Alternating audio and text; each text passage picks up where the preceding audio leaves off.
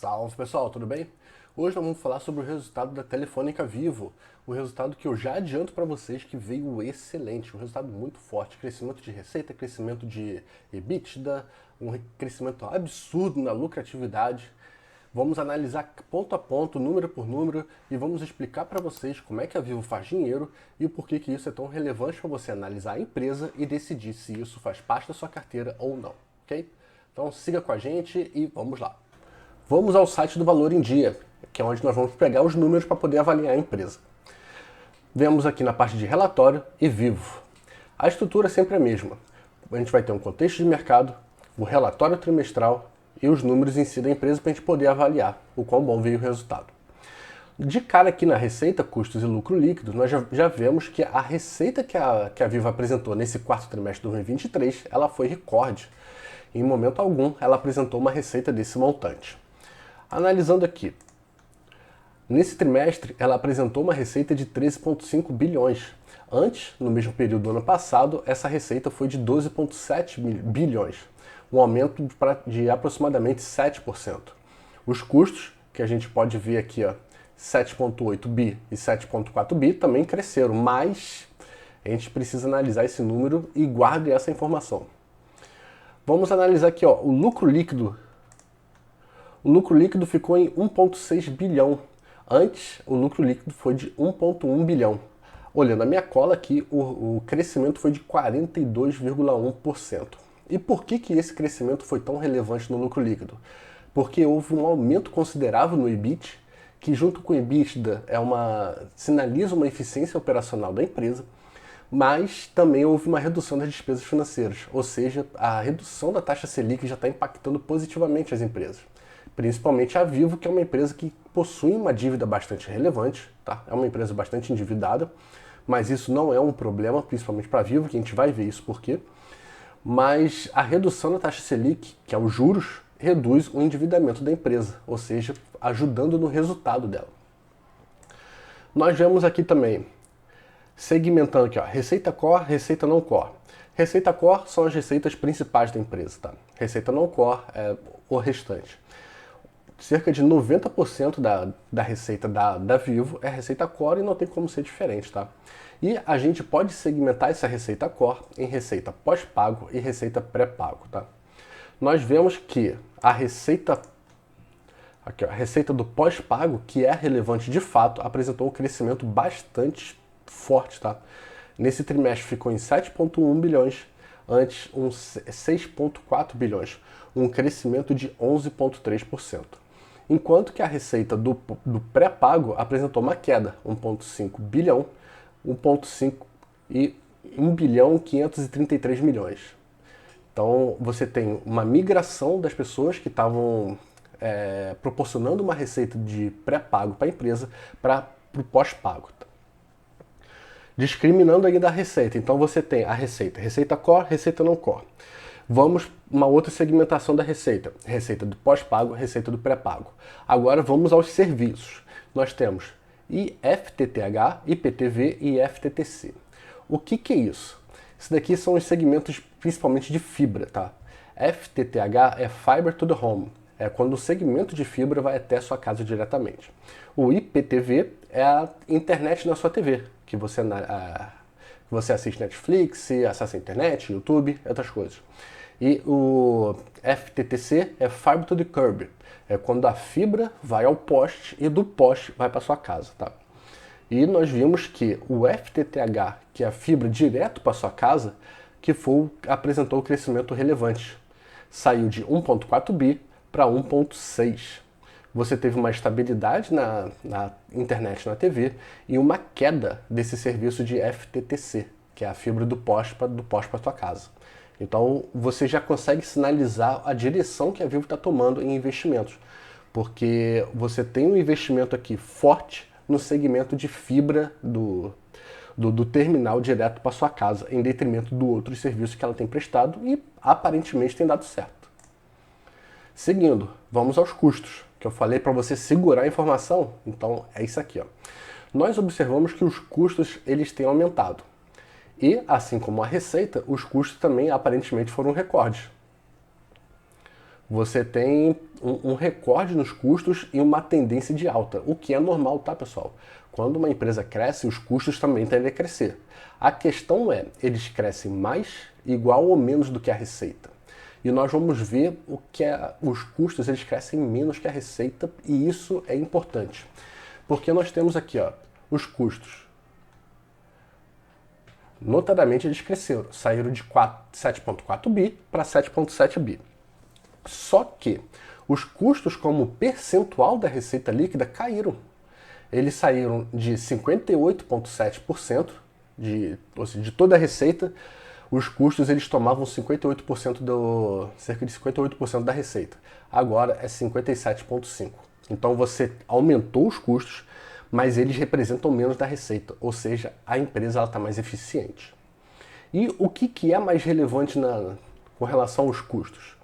A parte de comercial e infraestrutura. A infraestrutura e a parte comercial, a parte de vendas da Vivo, é o que mais pesa no relação aos custos. E nessa outra segmentação, os custos de operação são os mais relevantes, tá? Então você tem uma discriminação da receita, você tem uma discriminação dos custos. Você apresentou uma receita líquida recorde e você apresentou um lucro líquido bastante relevante, tá? Eu nem sei se foi recorde também, o lucro líquido. Não, o lucro líquido não foi recorde. Mas você tem um crescimento nos custos. Os custos cresceram, porém eles representam menos na receita líquida, ou seja, a empresa está mais eficiente, ok? E vamos seguindo. A gente vai falar de eficiência, não é? Vamos lá. Como vocês podem ver, o EBITDA também foi recorde. Nós vamos colocar trimestralmente, foi de 5,8 bilhões.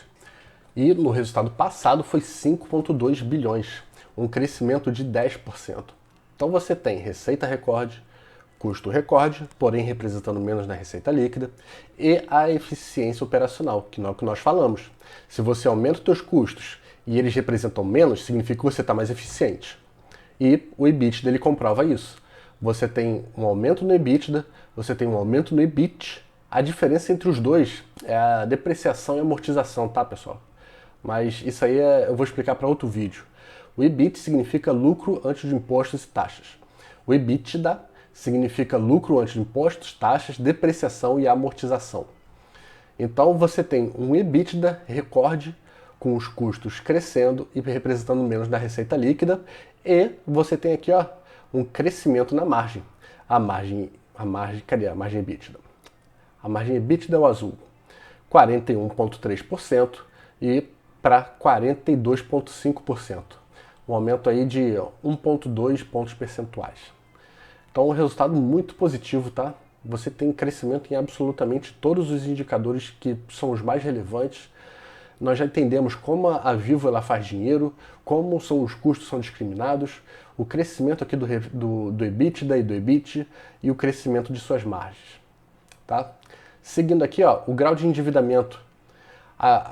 Eu disse que a Vivo é uma empresa um pouco mais endividada, mas aqui, ó, endividamento saudável, ó, estável e até caindo. 4,3, aqui, ó, você tem uma queda no grau de endividamento e um aumento no índice de liquidez corrente. O que é isso? O índice de liquidez corrente, ele mede a capacidade que a empresa tem de honrar com seus compromissos de curto prazo. Ou seja, aquela dívida que está para vencer, se a empresa é ou não capaz de honrar com esse compromisso. Se ele for 1 ou acima de 1, ok, a empresa tem completa capacidade de honrar com esses compromissos. Se for abaixo de 1, você liga o sinal de alerta, porque ela pode ou não ter essa capacidade. Mas a Vivo está bem saudável e reduzindo o seu grau de endividamento. Seguindo, aqui ó, nós vemos o operacional da empresa. Receita com venda de aparelhos, receita recorde. Inclusive, esse é um dos pontos que justificaram esse aumento da receita. Receita com banda larga, bastante estável e crescendo, tá? Em 2018 estava um valor um pouco maior, caiu um pouco em 2021, 2022, mas voltou a crescer. Tanto que, ó, você tem aqui, em 22, no quarto trimestre de 2022, você teve 6,4 milhões. E no 23, a receita com banda larga já foi 6,6. Então você já observa aqui um crescimento da banda larga e uma manutenção do market share. ou seja, a participação de mercado, 17,7%. Então, a TV com assinatura, ela teve uma leve queda, caiu um pouco na receita e caiu um pouco no market share, mas isso aqui não é problema, porque nós já vimos que o foco da empresa é o segmento de banda larga de fibra ótica. E a voz fixa, a mesma coisa, caiu um pouco a receita e caiu um pouco o market share, mas manteve ali uma estabilidade. Então, o endividamento. Nós temos aqui um perfil da dívida de longo prazo e curto prazo. Isso aqui me agrada bastante, tá? O perfil da dívida da empresa é majoritariamente de longo prazo. São cerca de 60%. As dívidas de curto prazo, que representam 40%, como nós já vimos antes no índice de liquidez corrente, que a empresa ela tem completa condições de arcar com isso. E a dívida bruta, caixa, e aqui embaixo dívida líquida. Esses três eles estão interligados, porque a dívida bruta menos o caixa, dívida bruta, tá aqui, menos o caixa, ele é a dívida líquida, o restante. Então você tem uma dívida líquida de 14,2 bilhões, tá? É uma dívida bastante relevante, mas totalmente controlada, tá? Você tem aqui ó, uma estabilidade da dívida. Em 22 ela cresceu um pouco, decorrente ainda dos efeitos do Covid, teve esse crescimento da dívida, mas você já vê que a empresa ela já vem reduzindo esse endividamento conforme o tempo. Tá? E isso não é por acaso. Você tem aqui a redução da dívida bruta e a Vivo ela fez uma coisa bastante interessante também. Ela quitou todas as suas dívidas em dólar, ou seja, 100% do endividamento da empresa é em moeda doméstica, é em real. Então isso dá uma segurança para a empresa e inclusive evita que ela gaste dinheiro com hedge, que é a proteção cambial, né? Para que ela não tenha esse aumento da dívida por causa do aumento do preço do dólar. Então, esses daqui são os principais pontos que eu queria abordar com vocês da Vivo e eu vou voltar para vocês agora. E aí, pessoal, gostaram do resultado da Vivo? Acharam a empresa interessante? Como ela ganha dinheiro, como a eficiência operacional da empresa está subindo, como ela está com o endividamento controlado, como a receita dela é estável, você olha no gráfico que ele é, paulatinamente ele vai subindo, não tem grandes solavancos de subida, de queda. É uma empresa que te dá uma previsibilidade na carteira muito grande e ela tem um risco baixo, tá? A variação da cotação do preço das ações da Vivo, elas variam muito pouco. Ela tem um risco baixo e eu acho ela bastante interessante para ser uma ação defensiva na carteira, ok? Eu sinceramente espero que eu tenha passado para vocês um pouco do resultado da empresa, tá? Não tem como falar tudo sobre a empresa, mas dá para você falar um pouco e pegar aqueles pontos que realmente fazem diferença na sua análise, ok? Então, espero vocês no outro vídeo, um grande abraço e valeu!